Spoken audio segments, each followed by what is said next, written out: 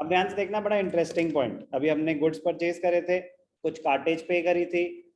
अब मैंने फर्नीचर खरीदा किसी दुकान से, उसने बोला भाई साहब ट्रांसपोर्टेशन कॉस्ट लगेगी 10,000 रुपए। कोई बात नहीं। तो मेरा क्वेश्चन आपसे कि क्या कार्टेज फर्नीचर में ऐड कर दी जाएगी या अलग से शो करी जाएगी? अलग से शो करी जाएगी। अब ध्यान देंगे, यहाँ पे रूल डिफरेंट होता है। गुड्स अगर खरीदे थे तो कार्टेज सेपरेटली शो करते हैं। एसेट्स का रूल क्या होता है, ध्यान से देखेंगे, very very important point, very very important point.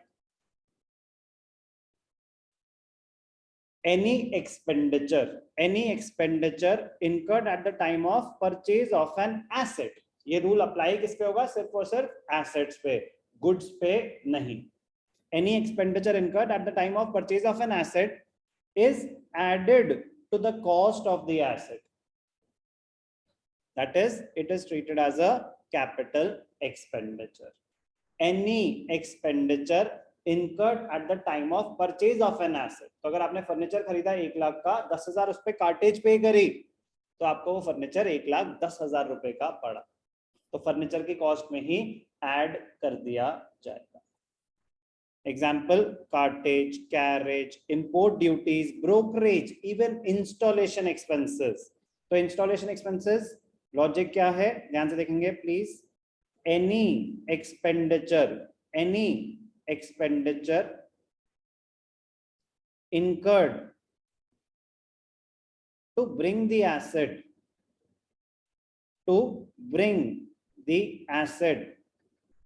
into its working condition, any expenditure incurred to bring the asset into its working condition is treated as a capital expenditure, and added to the cost of the asset. तो any expenditure, अब आपने एक machine खरीदी, RO खरीदा, जब तक वो install नहीं होगा वो चल पाएगा क्या? तो installation expenses, any expenditure incurred to bring the asset into its working condition. Machine खरीदी, एसी खरीदा, जब तक वो इंस्टॉल नहीं हुआ, देते हैं ना इंस्टॉलेशन एक्सपेंसेस, तो installation expenses will be added to the cost of the asset. ये रूल किस पे अप्लाई होता है? एसेट्स पे, गुड्स पे नहीं। गुड्स परचेज प्राइस पे शो करते हैं, उस पे अगर कुछ एडिशनल कॉस्ट हुई है, कार्टेज, कैरेज, फ्रेट, कुछ भी, वो सेपरेटली शो करी जाएगी। तो ध्यान से देखना बेटा। और एक और इंपॉर्टेंट पॉइंट, आप रूटीन रिपेयर्स करा रहे हैं, आपने नई गाड़ी खरीदी, 6 महीने बाद सर्विस हुई, पैसे लगे, फिर फ्री होती है पहली 3 सर्विस। मैं कह रहा हूँ लेट अस अज्यूम कि आपने गाड़ी खरीदी, आप रूटीन सर्विस करा रहे हो, सर्विस कॉस्ट कैपिटल एक्सपेंडिचर या revenue expenditure? It is a basic revenue expenditure. Day to day expenses हैं, वो रिपेयर्स एंड मेंटेनेंस में जाएंगे, वो एसेट की कॉस्ट में थोड़ी ना ऐड होंगे।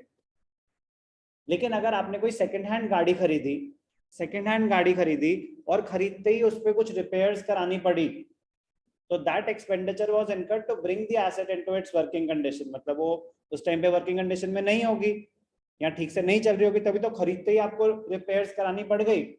तो सेकंड हैंड एसेट खरीदते टाइम अगर उस पर कुछ रिपेयर्स हो रही हैं, it will be treated as a capital expenditure and it will be added to the cost of the asset. Capital expenditure मतलब expenditure incurred in acquiring assets, they are added to the cost of the asset.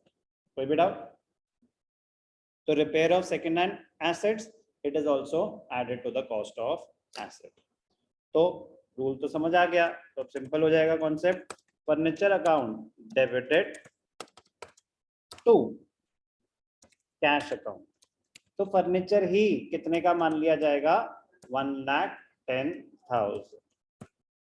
any expenditure incurred at the time of purchase of an asset, cartage, carriage, freight, import duties, any expenditure incurred to bring the asset into its working condition, installation expenses, brokerage भी दी जाती है अगर commission पे करते हैं कभी asset खरीदने में, that is also added to the cost of the asset.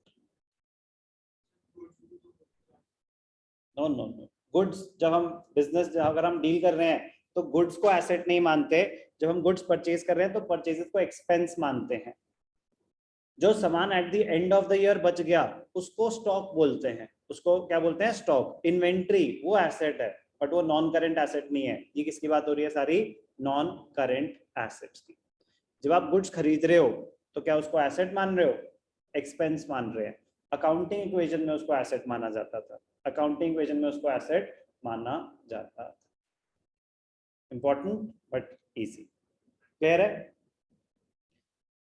Purchase machinery, अब आप बताओगे Ashika, purchase machinery for 50,000 and spend 10,000 on it's installation. 50,000 की मशीनरी खरीदी, 10,000 इंस्टॉलेशन पे खर्चा करा, तो accounts involve machinery and cash. तो इंस्टॉलेशन का जो भी एक्सपेंस है वो मशीनरी की कॉस्ट में ही ऐड हो जाएगा।